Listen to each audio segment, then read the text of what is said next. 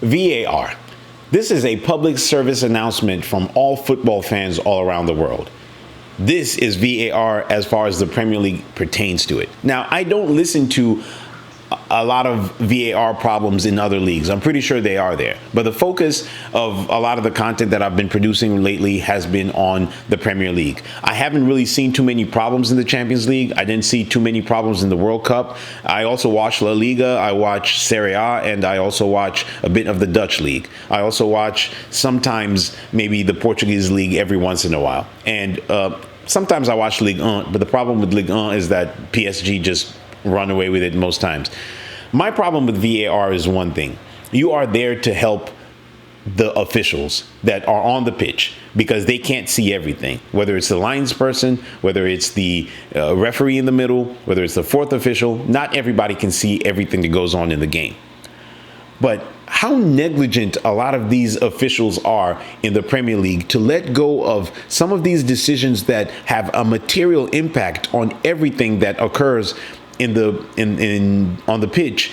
Just definitely, I don't understand it. When I watch the Arsenal game today, you see a lot of the symptoms that have been coming from most of the games this season. Some games you can't really fault the referee. I can't fault the referee for the decisions that were made today. A lot of them had to be made because a lot of the happenings were inconclusive. You can't really tell whether the ball went out 100%. You can't really tell whether the guy was offside.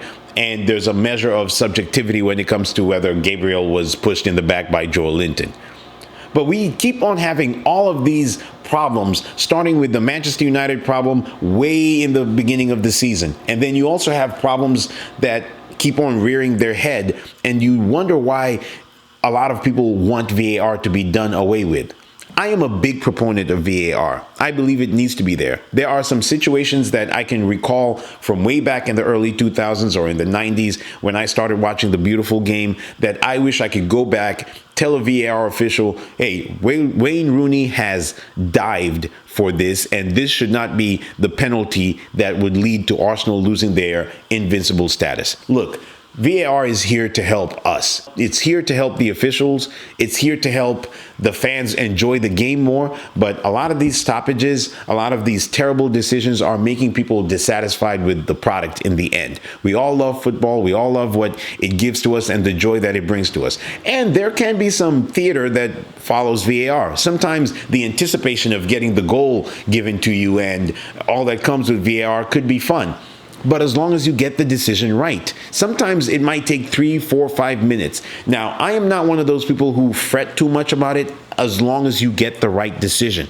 The problem is a lot of these VAR officials do not get the right decision in the end. Most of the times they come up with some convoluted excuse and then they apologize to the club 5 or 6 days later like, we made a mistake and, we would like to apologize to Newcastle, Arsenal, Luton Football Club for the mistake that was made by the official. And then after that, they will demote that official and have him referee a championship game or a League One game or a League Two game and use that as a stick to try and beat everybody else with and let them know that they are trying to keep tabs on the mistakes that these officials are making. We understand that being a referee is not the easiest thing. It'll never be easy. You're going to have players in your ear. You're going to have coaches in your ear. You're going to have hordes of abuse coming from the stand. You're going to have people sending you death threats and all that crazy type of stuff. Sure, it happens.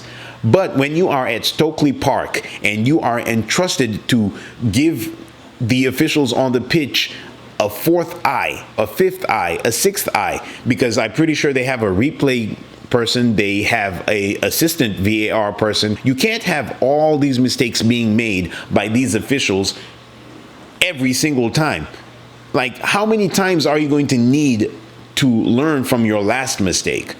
I still see the same mistakes being made by these officials. Either upgrade the people who are making these decisions, have a former player that's also going to be part of the group that adjudicates these decisions, somebody who, of course, will not have any subjectivity with the gameplay that's happening at the moment, somebody who's never played for any other clubs, maybe somebody who supports Grimsby or something. Have that person be in the field because only they know exactly how it feels like to be elbowed in the face the same way Jorginho was elbowed today by Bruno Guimaraes. that's my little rant about VAR. I just thought that I'd put my thoughts before this battery dies and let you guys know that today's game was a little tough for me to take, simply because I think that Arsenal played very well. Newcastle played very well as well, and don't get me wrong, a win is a win, and they are going to chalk this up as a very good win against a title-chasing team, and I guess they deserved it.